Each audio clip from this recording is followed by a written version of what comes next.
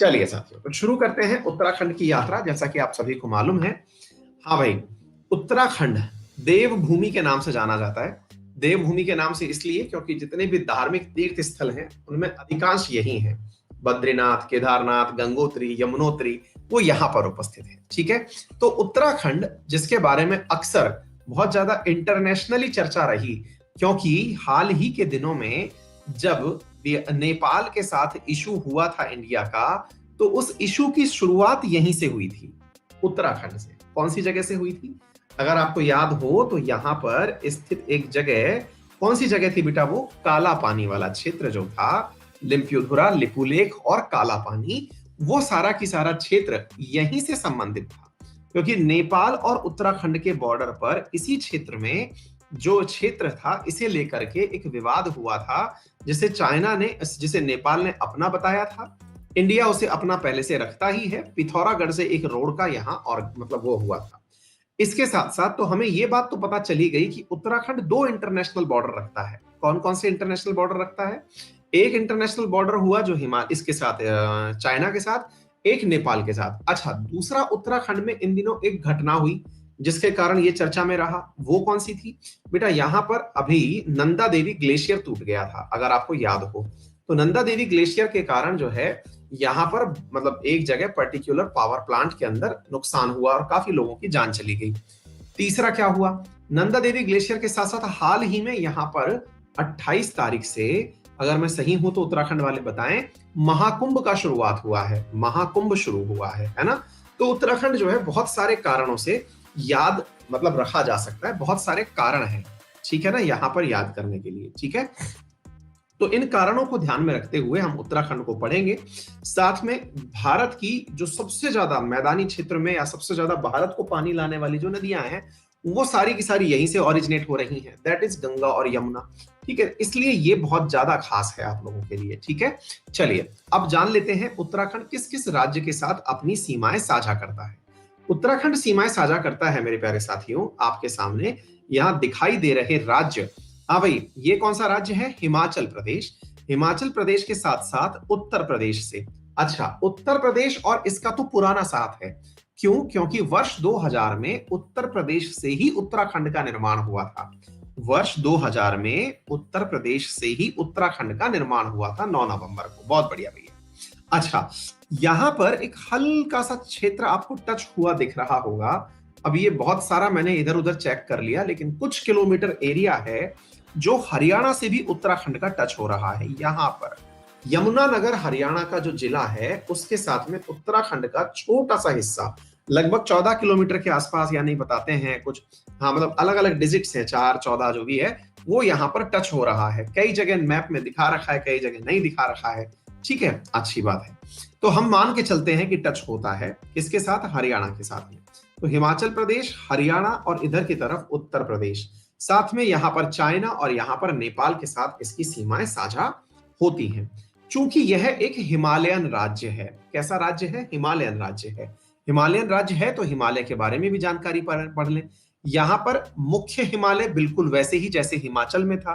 ठीक इसी प्रकार से दूसरा यहां पर मेरे प्यारे साथियों हिमालय, जो मध्य हिमालय है, जिस प्रकार से आपने यहां पर हिमालय पढ़ा था, तो उस हिमालय का नाम मेरे प्यारे साथियों धौलाधर था। कौन से वाले का? मध्य हिमालय का। ऐसे ही यहां पर जो मध्य हिमालय है उसका नाम नागटीबा है। क्या नाम है? नागटीबा। साथ में यहां शिवालिक की श्रेणी भी यहाँ है। शिवालिक की श्रेणी जो है, इन्हें यहां पर लोकल दुधवा पहाड़ियों के नाम से जाना जाता है। किस पहाड़ी के नाम से जाना जाता है? दुधवा पहाड़ियों के नाम से जाना जाता है। ये वही दुधवा पहाड़ियां हैं जिनके पास में तराई रीजन स्थित है। हाँ जी, देखिए, अगर ये पहाड़ियां हैं दुधवा पहाड़ियां, इनके पास में अब हो क्या रहा है? इनके पास में से यहां पर तराई रीजन का निर्माण हो रखा है। यहां से तराई रीजन बोले तो, वो क्षेत्र जहां से पहाड़ों का पानी जमीन में आता तो है, लेकिन जमीन पर बहता हुआ दिखता नहीं है, थोड़ा अंदर होकर के निकलता है और फिर बाद में प्लेनर इलाकों में वो नदी का स्वरूप लेकर के दिखाता है।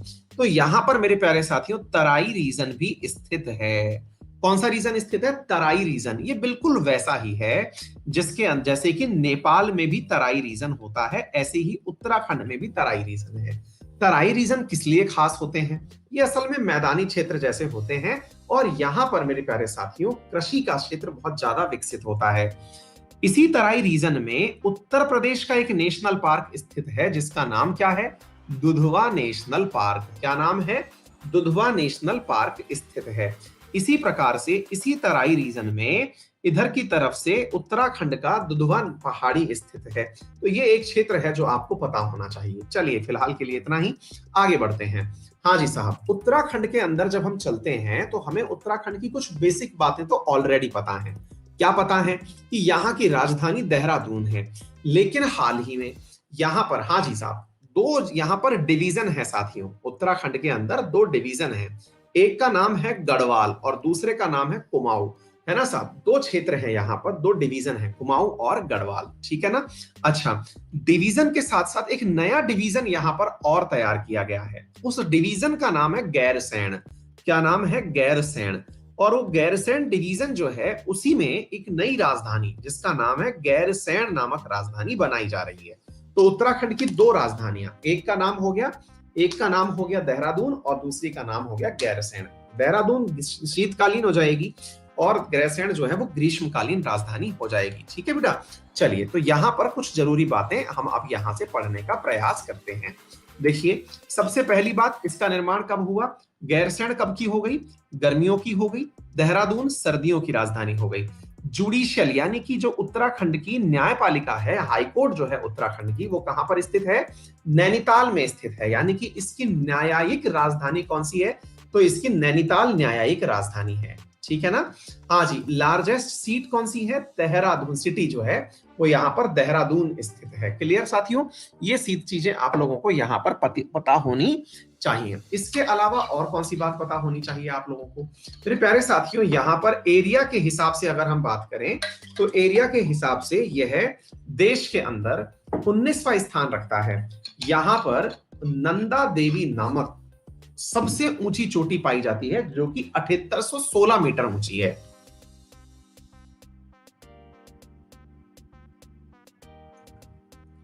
तीरथ सिंह रावत यहाँ के रिसेंटली बनाए हुए नए मुख्यमंत्री हैं, है ना? और क्या बोलते हैं, बेबी रानी मौर्य जो है यहाँ पर त्रिवेंद्र सिंह रावत की जगह तीरथ सिंह रावत जो है वो नए बनाए गए हैं। ठीक है ना? ये कुछ चीजें हैं जो आप लोगों को यहाँ पर पता होनी चाहिए। मेबल्स में अगर बात करें तो musk deer, Himalayan Monal bird, golden, अब ये शब्द जो है वो आप लोग रट लेना भाई साहब, ये मतलब अपना सेटिंग बैठता नहीं है इन सब के साथ। चलिए, अब हम थोड़ा सा यहाँ पर पढ़ने का प्रयास करते हैं जिले और बॉर्डर्स को। कैसे कैसे, आइए देखते हैं साथियों। जब हम बात कर रहे हैं यहाँ पर चाइना के साथ में, तो इधर देखिए, चाइना, इधर हिमाचल प्रदेश, इधर नेपाल।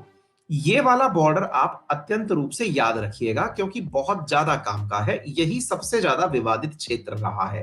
कौन सा वाला? ये जो अंदर की तरफ हल्का सा घुस रहा है, ठीक है ना? यही पिथौरागढ़ के अंदर वही काला पानी, लिम्प्यूधुरा और लिपू लेक पास है, काला पानी क्षेत्र है, और इधर की तरफ लिम्प्यूधुरा। ये तीनों क्षेत्र जो हैं ये नेपाल अपना मानता है और हम लोग अपना मानते हैं, है ना?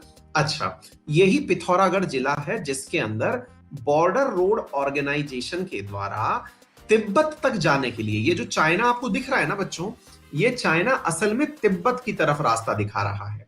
तो ये जो बॉर्डर रोड ऑर्गेनाइजेशन है ये कहां जा रहा है? ताइबेत की तरफ जा रहा है। यहीं पर पिथौरागढ़ के लिए, पिथौरागढ़ के जिले के अंदर बॉर्डर रोड ऑर्गेनाइजेशन ने एक सड़क बनाई थी जिस सड़क को लेकर के विवाद हो गया था। ठीक है? इसके अलावा और कौन कौन से जिले हैं जो इसके साथ बॉर्डर शेयर करते हैं? इधर देखिएगा मेरे प्यारे साथियों, यहां पर चंपावत नेपाल से बॉर्डर साझा करता है और रुद्रपुर, तो रुद्रपुर, चंपावत और पिथौरागढ़ नेपाल से बॉर्डर साझा करते हैं। तीनों याद कर लीजिएगा। कौन कौन सा? पिथौरागढ़, चंपावत और रुद्रपुर। फिर से 3 जिले, पिथौरागढ़, चंपावत और रुद्रपुर, ये तीनों किसके साथ मेरे प्यारे साथियों बॉर्डर बनाते हैं? तो ये बनाते हैं आप लोगों के सामने,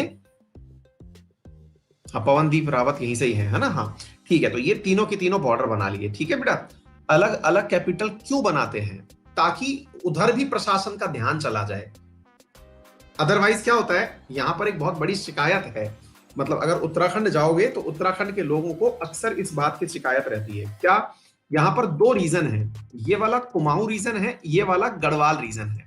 अक्सर ये कहते हैं कि गढ़वाल क्षेत्र से ही व्यक्ति जो है वो आकर के सीएम बनता है। क्यों बनता है? क्योंकि गढ़वाल रीजन जो है वहीं पर कैपिटल है, सारा की सारा जो विकास कार्य है वो गढ़वाल वाले रीजन में होता है, और जो पैसा कमा करके जो डिस्ट्रिक्ट्स देती हैं सबसे ज्यादा वो यहां पर स्थित हैं, मतलब पर्यटन के हिसाब से।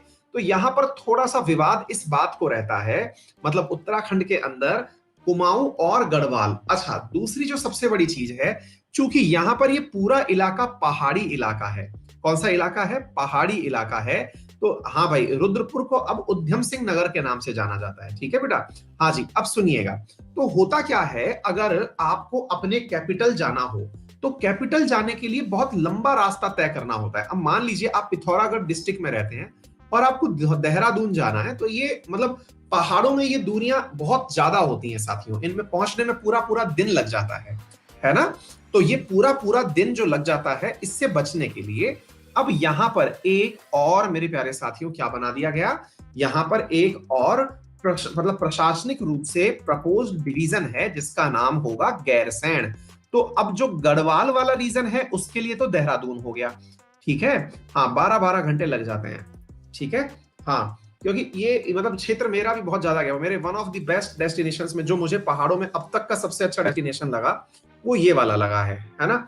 मैं सब जगह गया हुआ हूँ, कुल्लू मनाली गुलमर्ग शिमला, मतलब ये जितनी भी जगह हैं, और कश्मीर, सब जगह गया हूँ। मुझे जो पर्सनली पसंद है वो केवल यही है। ठीक है ना? हाँ जी, तो ये मतलब बहुत ही अल्टीमेट तरीके से डेवलप्ड है, मतलब खूबसूरती है। तो यहाँ पर ये जो पर्टिकुलर जो गैरसैंण है साथियों, ये गैरसैंण बनने से इन पिथौरागढ़, चंपावत, उद्यम सिंह नगर, इस तरफ के जो लोग हैं इन्हें भी अब प्रशासनिक कार्यों के अंदर सुविधाएं प्राप्त हो जाएंगी। इसमें जिन डिस्ट्रिक्ट्स को काउंट करने की बात चल रही है उसमें शामिल है अल्मोड़ा, बागेश्वर, चमोली और रुद्रप्रयाग। ये वही वाला चमोली है जहां पर नंदा देवी का अभी ब्लास्ट हुआ था, फटा था। ठीक है ना? हाँ जी, तो ये वाली बात समझ में आ गई। अल्मोड़ा यहां पर स्थित दिखाई दे ही रहा है। इसके बाद बागेश्वर, चमोली और ये रुद्रप्रयाग। ये रुद्रप्रयाग साथियों पंच प्रयाग में से एक प्रयाग है, अगर आपको याद हो। मैंने 5 प्रयाग पढ़ा रखे हैं ना आप लोगों को। कौन कौन से पढ़ा रखे हैं बताइए? विष्णु प्रयाग, विष्णु जी नंदी के ऊपर नाराज हो गए थे तो विष्णु प्रयाग क्या हो गए थे? नंदी के ऊपर रुद्र हो गए थे।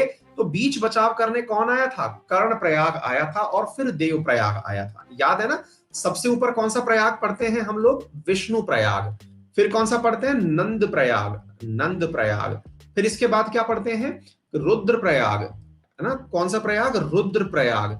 और यहां पर कौन सा प्रयाग है? कर्ण प्रयाग, कर्ण प्रयाग। ठीक है? और ये कौन सा प्रयाग है? देव प्रयाग। देव प्रयाग में कौन सी नदियां मिल रही हैं? यहां पर कौन सी नदी मिल रही है? अलकनंदा के साथ में कौन सी नदी मिलती है? ये देखिए, यहां पर आकर के मिल रही है भागीरथी। कौन सी मिल रही है? भागीरथी। ठीक है ना? तो यहां पर आकर के भागीरथी जो है वो अलकनंदा से मिलकर के फाइनली गंगा बन के बहने लगती है। ठीक है ना? विष्णु प्रयाग में कौन सी है? धौली गंगा। कौन सी नदी आकर के मिलती है? धौली गंगा। कहां पर मिलती है? विष्णु प्रयाग में। किससे मिलती है? अलकनंदा से। अलकनंदा कहां से आ रही है? बद्रीनाथ से।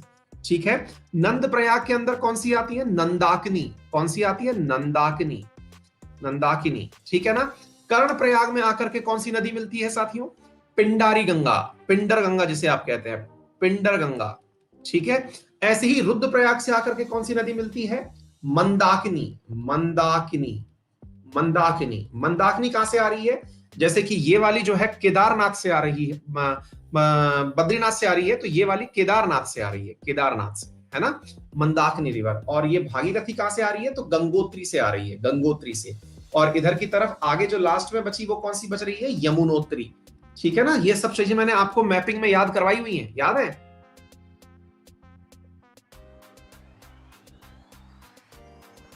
थोड़ा बहुत याद आ रहा है? पंच प्रयाग थोड़ा बहुत ध्यान आया? मैपिंग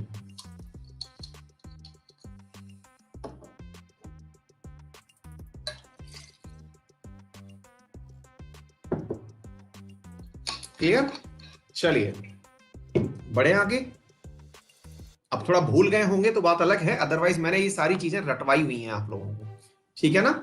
हाँ, मतलब ये अपनी स्पेशल क्लासेस जो मैपिंग की चली हैं उसमें मैंने आपको नदियां सारी याद करवाई हैं। ठीक है, तो ये रुद्रप्रयाग हो गया। इसके नीचे पौड़ी गढ़वाल, ये है पौड़ी गढ़वाल। इसके साथ में यहां पर है हरिद्वार, साथ में लगा हुआ है देहरादून, टेहरी गढ़वाल। तो पौड़ी गढ़वाल और टेहरी गढ़वाल, टेहरी टिहरी वाला टिहरी, और ये उत्तरकाशी। ठीक है, ये प्रमुख जिले हैं, सारे के सारे याद हो जाएंगे, लोड मत लीजिए। चलिए, इसके साथ साथ थोड़ा सा डिस्ट्रिक्ट्स को यहां से भी अलग तरीके से देख लीजिएगा। उद्यम सिंह नगर जो है यही रुद्रपुर का नया नाम है। इधर देखिए, यहां पर कौन कौन से हो गए, चाइना के साथ 3 जिले, तो नेपाल के साथ 3 जिले बॉर्डर बना रहे थे, कौन कौन से हैं, तो भाई पिथौरागढ़, चंपावत और ये उद्यम सिंह नगर। ठीक है, इधर की तरफ 3 जिले कौन कौन से बॉर्डर बना रहे हैं, उत्तरकाशी, चमोली और पिथौरागढ़। ठीक है ना। चमोली, चमोली जिसमें हाल ही में नंदा देवी ग्लेशियर के टूटने से बाढ़ आई थी। ठीक है। उत्तरकाशी, उत्तरकाशी ये वाला उत्तरकाशी हो गया। ठीक है, उत्तरकाशी से देहरादून बॉर्डर शेयर कर रहा है और हरिद्वार बॉर्डर शेयर कर रहा है यहां से हरियाणा से। ठीक है, देहरादून ये हो गया, हरिद्वार हो गया। ठीक है, बस इतना ही पर्याप्त है। और ये हो गया, बाकी तो क्या बताना है आप लोगों को, क्लियर। तो ये डिस्ट्रिक्ट्स वगैरह सब समझ में आ गई होंगी आप लोगों को। ठीक है साथियों, तो हमने अभी तक क्या सीख लिया, इधर की तरफ देखिए, यहां पर 2 गढ़वाल और कुमाऊं 2 रीजन याद करने हैं। गढ़वाल के अंदर पौड़ी जो है वो इसका हेडक्वार्टर है और नैनीताल जो है वो कुमाऊं वाले रीजन का हेडक्वार्टर है। ठीक है, चलिए यहां से आगे बढ़ते हैं साथियों। आगे की तरफ जब हम चले तो उत्तराखंड के अंदर और कौन कौन सी चीजें हमें देखने को मिली, मैं आपको बता चलते हैं। ज्योग्राफी, ज्योग्राफी के साथ में मैंने बहुत सारी बातें आपको बता दी। ये मैं आपको सारा की सारा बता चुका हूँ। हिमालय के अंदर नंदा देवी ग्लेशियर वाली चीज बता चुका हूँ, मध्य हिमालय के अंदर नागटीबा बता चुका हूँ, शिवालिक के अंदर दुधवा बता चुका हूँ। ठीक है ना। उसके बाद तराई वाला रीजन बता चुका हूँ, तराई वाले रीजन में कृषि होती है, ये बात मैं आप लोगों को बता चुका हूँ। ठीक है, चलिए इसके बाद में यहाँ पर कौन सी कृषि का क्षेत्र सबसे ज्यादा है। अगर एरिया वाइज देखें तो आपको यहाँ पर राइस पहाड़ी इलाकों में और थोड़ा मैदानी इलाकों में गेहूं पैदा होता हुआ दिखाई देता है। इसके अलावा जहां पर ये वाला स्थान है ना, चमोली वाला साइड जो है, उत्तरकाशी वाला साइड है, यहाँ पर एप्पल की पैदावार होती है, मैंगो भी है, जैसे कि ये वाला हैदराबाद, ये हरिद्वार वाला जो क्षेत्र है, यहाँ पर मैंगो की भी पैदावार है। ठीक है साथियों, अब रिवर की बात कर लेते हैं। साथियों, जैसा कि मैंने आपको कहा, उत्तराखंड जो है वो प्रॉपर अगर कोई 5 प्रयाग याद कर ले जाए तो ही सारा काम बन जाएगा, है ना। 5 प्रयाग याद कर ले जाए तो 5 नदियां ऑटोमेटिक याद हो जाती है ना। तो एक बार के लिए मैं उन 5 प्रयाग को कोशिश करूंगा कि आप लोगों को याद हो जाए। ठीक है, इधर देखिए साथियों, ये दिखा रखा है इधर की तरफ अलकनंदा। क्या दिखा रखा है, अभी मैं आपको याद कराता हूं, चिंता ना करिए। यही वो अलकनंदा है जिसके साथ में गंगा जुड़ रही है। असल में गंगा जिसे कहा गया है वो अलकनंदा के साथ आने वाली भागीरथी है, और उस भागीरथी पर ही टिहरी के अंदर टिहरी नामक डैम बना हुआ है ना। और ये यहां से फिर गंगा बन करके हरिद्वार से होते हुए निकलती है और फिर उत्तर प्रदेश में एंट्री करती है। ठीक है, तो ये सारी चीजें हम लोग पढ़ते ही हैं। ऐसे ही यहां से यमुनोत्री से कौन सी नदी आ रही है, यमुना आ रही है, उत्तरकाशी से निकल करके और बॉर्डर बनाते हुए इधर की तरफ से, और फिर ये हरियाणा से टच करती हुई, यहां पर हल्का सा हरियाणा टच करती है और फिर उत्तर प्रदेश में एंट्री कर जाती है ना। अगेन यमुना नगर वाला जो एरिया है उसको टच करती है यमुना। ठीक है ना। ठीक है साथियों, इसी प्रकार से यहां से एक नदी और आ रही है अल्मोड़ा की पहाड़ियों से निकल करके, जिसका नाम क्या है, राम गंगा। क्या नाम है इसका, राम गंगा। अल्मोड़ा की पहाड़ियों से निकल करके राम गंगा आती है। ठीक है, इसी के साथ साथ ही यहां पर अगर आप देखें तो गोरी और काली रिवर, ये वो वाली काली रिवर है, अगर आपको याद आ रही हो तो, है ना। नेपाल के बॉर्डर वाली जो काली रिवर है, जो अपने पास में आकर के यही वो काली रिवर है जिसको लेकर के विवाद छिड़ रखा है ना। काला पानी, इसी को लेके विवाद छिड़ रखा है, काला पानी का ओरिजिन बिंदु, है ना, काला पानी। यहां पर फिर आप लोगों ने इसको लिम्प्युधुरा, लिपुलेख पास, ये सब चीजें पढ़ रखा है। ठीक है, तो ये कुछ प्रमुख नदियां हैं। एक बार के लिए मैं आपको फिर से पंचप्रयाग याद करवा देता हूं, जल्दी से याद कर लीजिए, ताकि आप लोग मतलब जब उत्तराखंड की चीज पढ़ ही रहे हैं तो वो चीज भी याद हो जाए। इधर देख लीजिएगा। हाँ जी साथियों, हालांकि मैं पहले भी करा चुका हूं, लेकिन उत्तराखंड है तो याद कर लीजिए। सबसे पहली बात, जब हम बात करते हैं बद्रीनाथ, बद्रीनाथ से कौन सी नदी ओरिजिनेट हो रही है, अलकनंदा ओरिजिनेट हो रही है। ठीक है, केदारनाथ, इससे कौन सी नदी ओरिजिनेट है तो मंदाकिनी रिवर ओरिजिनेट हो रही है। गंगोत्री इससे भागीरथी नदी ओरिजिनेट हो रही है। यमुनोत्री यहां से यमुना ओरिजिनेट हो रही है। अक्सर भागीरथी को ही ओरिजिनल गंगा के रूप में ट्रीट किया जाता है, ठीक है, जो गंगोत्री से ओरिजिनेट हो रही है।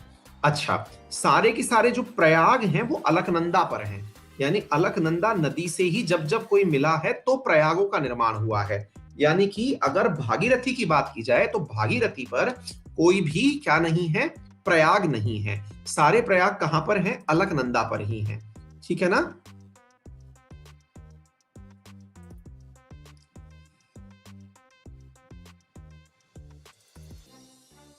बेटा ऐसा तो नहीं हो सकता कि यूएनए लगाओगे तो ही सारा मिलेगा, हैं?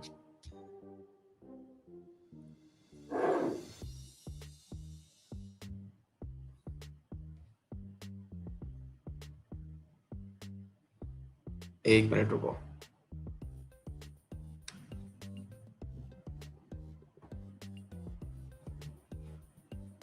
एक मिनट, एक मिनट।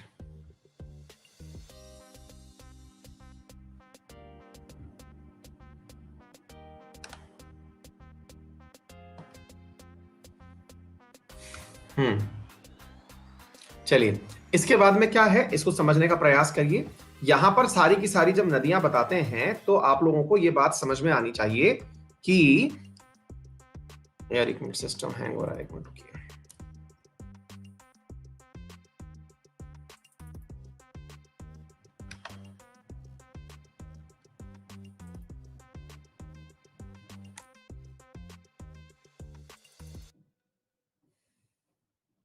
देखिए, तो यहां पर 5 प्रयाग कौन कौन से हैं एक बार मैं आपको बताता हूं।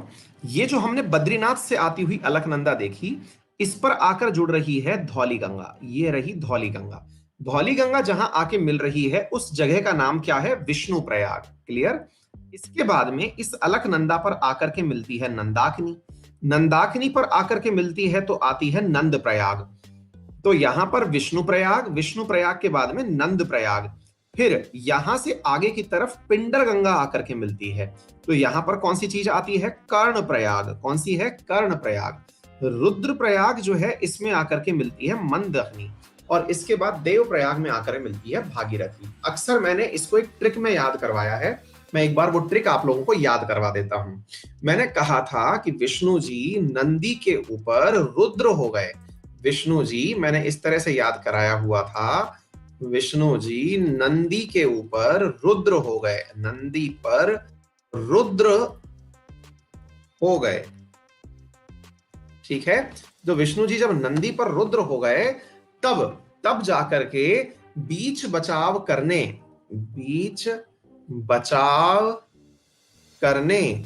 कर्ण आया और देवताओं तक ले गया। तो भाई साहब विष्णु जी ये रहे विष्णु प्रयाग, किस पर नाराज हो गए? नंदी पर। क्या हो गए? रुद्र हो गए। तो बीच बचाव करने, बीच में मतलब इन दोनों के बीच में कौन आया?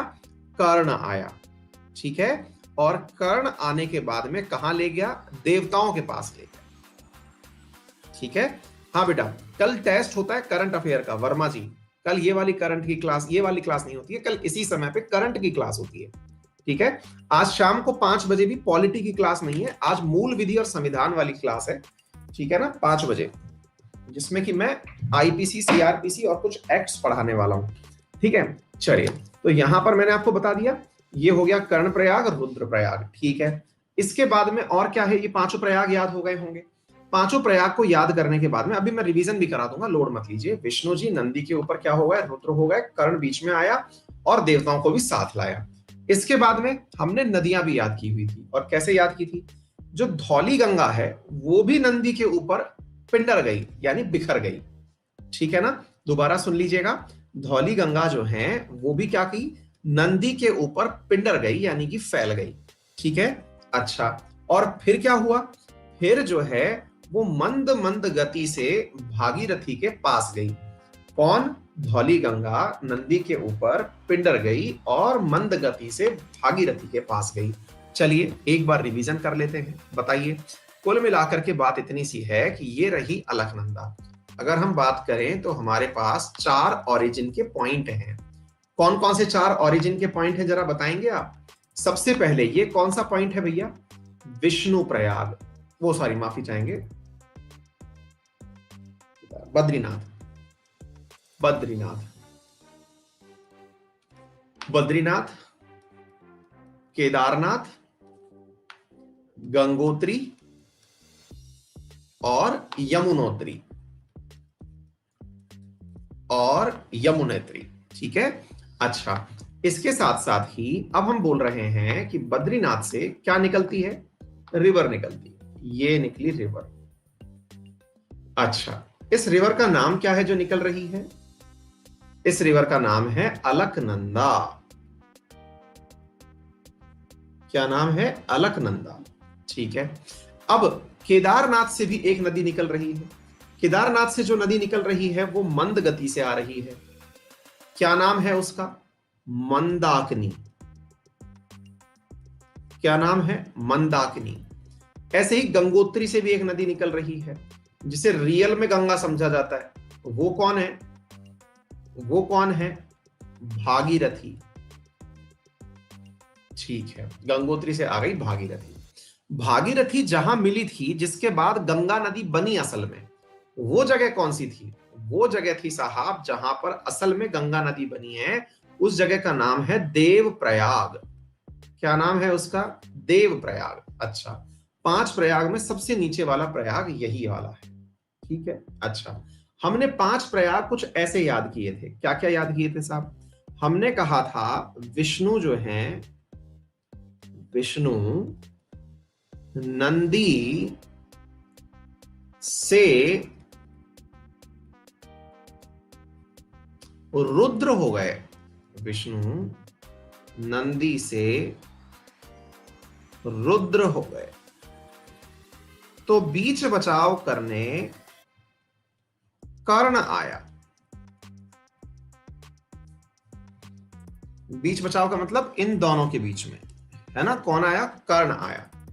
ठीक है, अच्छा, इसके लिए फिर मैंने आपको ट्रिक्स वैसे भी याद कराई हुई हैं। फिर ये तो हमने मंदाकिनी भागीरथी वैसे भी याद कर ली, फिर भी हम इनको भी याद कर लेते हैं। कौन कौन सी है एक बार देखिए। हाँ जी साथियों, विष्णु प्रयाग पर आ रखी थी धौली गंगा। धौली गंगा जिसमें कि हाल ही में चमोली के कारण जिसके अंदर नंदा देवी ग्लेशियर से पानी आ रहा है ना, वो वाली धौली गंगा।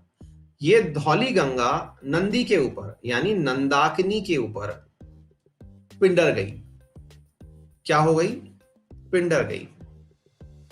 बस, फिर तो क्या था? फिर ये मंद मंद कहां गई? भागीरथी के पास गई। बोलिए। अच्छा, इसके साथ साथ यहां से कौन सी नदी निकल रही है? यमुनोत्री से यमुना नदी। यमुना नदी ये निकल रही, ये रही यमुना नदी। और ये यमुना नदी कहां जा रही है? यमुना नदी जा रही है प्रयागराज में। इस जगह को किस नाम से जाना जाता है? प्रयागराज। तो पंच प्रयाग के बाद में प्रयागराज, जिसे आप पहले इलाहाबाद के नाम से जानते थे। ठीक है, अच्छा, यमुनोत्री से निकलने के बाद में यह नदी जो है बहते हुए उत्तराखंड के बॉर्डर से तो जाती ही है, बीच में टच कर जाती है थोड़ा सा हरियाणा को। ठीक है, थोड़ा सा उत्तर प्रदेश को टच करती है शुरुआत में, फिर तो खैर उत्तर प्रदेश में एंट्री कर ही जाती है। ठीक है, बाकी तो मुझे नहीं लगता कि अब कुछ भी पढ़ाने की इसमें आवश्यकता है। तो यमुनोत्री मैंने पढ़ा दी आप लोगों को, ये सारा काम हो गया। इसके बाद में उत्तराखंड के अंदर एक नदी यहां पर और है जिसका नाम है काली रिवर। क्या नाम है? काली रिवर। वो कहां पर है? जो 3 जिले थे उत्तराखंड के जो बॉर्डर बनाते हैं, किसके साथ बॉर्डर बनाते हैं? नेपाल के साथ साथ। वो कौन कौन से जिले हैं? उनमें से एक जिले का नाम है पिथौरागढ़। क्या नाम है? पिथौरागढ़। अच्छा, एक जिला जो सबसे नीचे की तरफ है उसका क्या नाम है? किसके आधार पर है वो? उधम सिंह के आधार पर, यानी कि उधम सिंह नगर। अच्छा, इसके बीच में यहां पर कौन सा जिला है बताइए? जो तीसरा जिला है चंपावत। चंपावत। 3 जिले हैं जो नेपाल से बॉर्डर बनाते हैं। इसी प्रकार से पिथौरागढ़ चाइना से भी बॉर्डर बनाता है। किससे बॉर्डर बनाता है? चाइना से भी बॉर्डर बनाता है। फिर एक जिला इधर की तरफ और है, ऊपर की तरफ जो भी चाइना से बॉर्डर बना रहा है, इस कॉर्नर पर तो हमको मालूम है कि उत्तरकाशी स्थित है। क्या स्थित है? उत्तरकाशी स्थित है। उत्तरकाशी। तो यहां पर क्या स्थित है? देखिए यही धौली गंगा है, यही फटी थी। तो ये जिला कौन सा है? चमोली। तो ये रहा चमोली। चमोली किससे बॉर्डर बना रहा है? चाइना से। चमोली फॉर चाइना, ठीक है, चाइना से बॉर्डर बना रहा है। ये रहा उत्तरकाशी। उत्तरकाशी के साथ बॉर्डर बना रहा है कौन? देहरादून। यहां पर स्थित है देहरादून, ठीक है ना। देहरादून से बॉर्डर बना रहा है कौन? हरिद्वार। ये रहा। अब ये थोड़ा नीचे ले गया मैं, मतलब थोड़ा सा इन चीजों को ऐसे चलते चलिएगा। हरिद्वार, ठीक है ना। ये कौन सा हो गया? हरिद्वार, ठीक है। बीच में एक जगह बन रही है जो कि इस तरफ से इन सबको काउंट करेगी, यानी कि चमोली वगैरह इन सबको अपने साथ ले लेगी। उस जगह का नाम क्या हो जाएगा? गैरसैंण। क्या नाम हो जाएगा? गैरसैंण। गैरसैंण नामक नया वो बन जाएगा। इधर वाले क्षेत्र को क्या कहा जाता है? ये जो चंपावत, पिथौरागढ़, उधम सिंह नगर वाला जो क्षेत्र है, हाँ भाई, कुमाऊं या गढ़वाल? कुमाऊं रीजन कहलाता है। ये कौन सा कहलाता है? कुमाऊं रीजन। और ये वाला जो है ये गढ़वाल वाला रीजन कहलाता है। गढ़वाल वाला रीजन, पौरी गढ़वाल, क्योंकि यहाँ का मुख्य हेडक्वार्टर कौन सा है? पौरी है। हाँ जी, आपको उम्मीद है याद हो गया होगा। यहाँ पर टिहरी गढ़वाल और दो गढ़वाल हैं यहाँ पर। एक का नाम है, दो जिले हैं यहाँ पर, एक टिहरी के नाम पर है। कौन सा है? टिहरी पौरी। पार्टी हो रही है ना, टिहरी, टिहरी के नाम पर। और दूसरी कौन सी है? और दूसरी कौन सी है? केवल पौरी, है ना, टिहरी पौरी और पौरी। तो एक बार लमसम आइडिया तो हमें लग ही गया। जरा थम्स अप करके बता दीजिए कि कुछ जो पढ़ा है अब तक थोड़ा बहुत याद रह गया हो तो।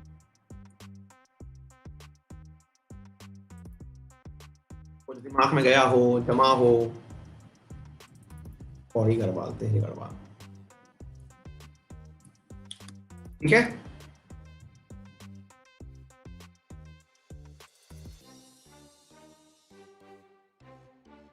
ठीक है साथियों, इसके अलावा यहां पर बात करते हैं नेशनल पार्क्स की। साथियों यहां पर नेशनल पार्क है 6। कौन कौन से हैं?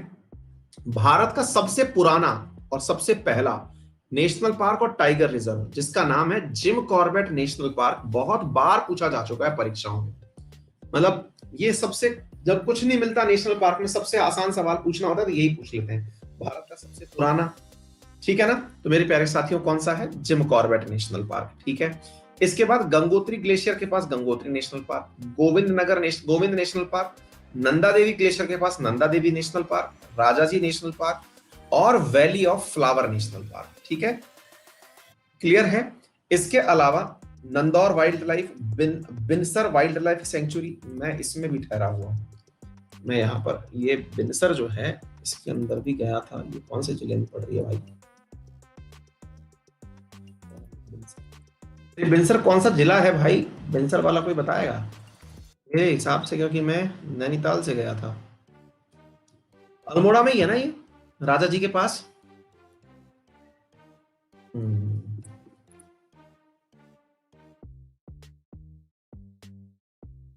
अल्मोड़ा में, ठीक है। मैं तो अपनी जगह खोज रहा हूँ कि मैं कहाँ गया था।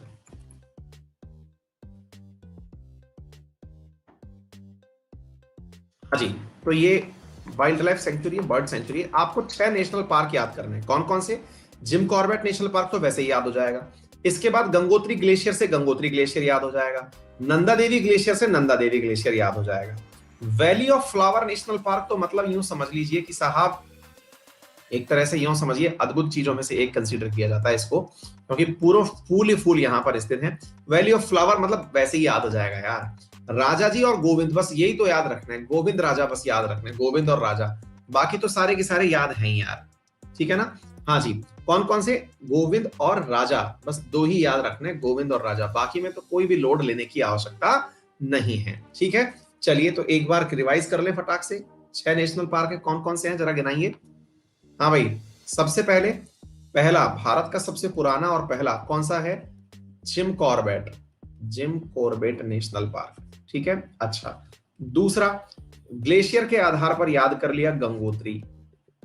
तीसरा, जहां पर अभी बर्फ गिरी, नंदा देवी, ठीक है। तो ये तो हो गए वो जो कि कॉमन रूप से याद हो जाते हैं। हाँ भाई, इसके बाद में गोविंद जो है वो तो याद रखना ही है हमको। गोविंद क्या है? राजा हैं आजकल, तो गोविंद राजा जी हैं, ठीक है।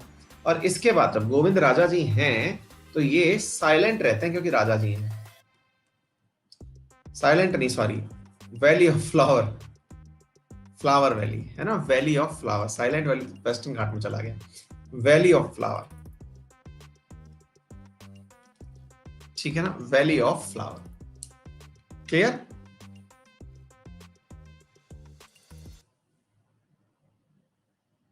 बिनसर बेटा वाइल्ड लाइफ सेंचुरी है, नेशनल पार्क नहीं है, ठीक है साहब, हो गया। असन रामसर साइट याद कर लिया आप लोगों ने, बिल्कुल सही है। तो मेरे हिसाब से ये खत्म हो गया। अब बाकी तो मैंने पहले से ही बता रखा है कि खनिजों का मामला तो यहाँ पे वैसे भी टाइट है, मतलब कुछ भी कोई प्रमुख खनिज जैसा है नहीं, लिखने को लिखा दो कुछ भी, लेकिन ऐसा कुछ है नहीं। अल्मोड़ा भी आया हुआ हूँ भाई। अल्मोड़ा की आप लोगों की एक मिठाई होती है बड़ी फेमस सी, वो चॉकलेट जैसी दिखती है, डार्क कलर के, नाम बता दो क्या है? बाल मिठाई, यस, गजब होती है भाई साहब, चॉकलेट का ही अपना अपना रूप है वो, ठीक है। और एक जब बिनसर आए थे तो बिनसर में हमने वहां पर खाना खाया था, तो खाना की बहुत शानदार डिश है, और वो डिश क्या है? लोकल डिश है, वो ऐसे याद रहती है, बटके, बटके आलू, और कुछ ऐसा ही था, भटके आलू और कुछ था यार, भटके आलू और कुछ था, क्या था? भटकी चटनी थी, नहीं नहीं, मट्ठी की रोटी, मट्ठे के आलू, नहीं नहीं, भूल रहे हैं, हमारी मैडम को याद है, हम भूल गए भाई साहब।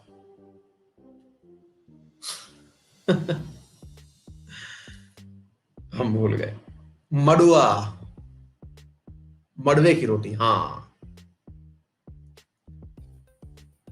हाँ, तो कुछ ऐसी चीजें हैं, तो सिंपल सिंपल चीजें याद रह जाती है भाई।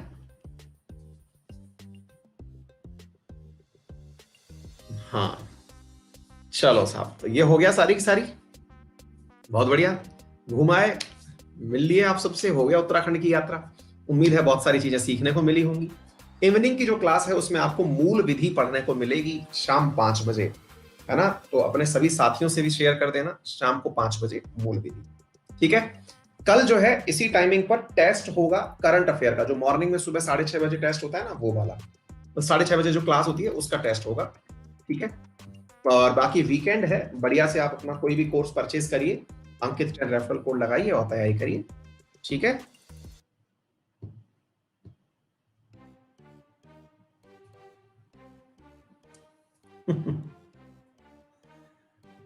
चलिए, साहिब चौहान, बिल्कुल बिल्कुल भाई आएंगे उधर, ठीक है। चलिए, thank you so much, see you in the next class, bye bye.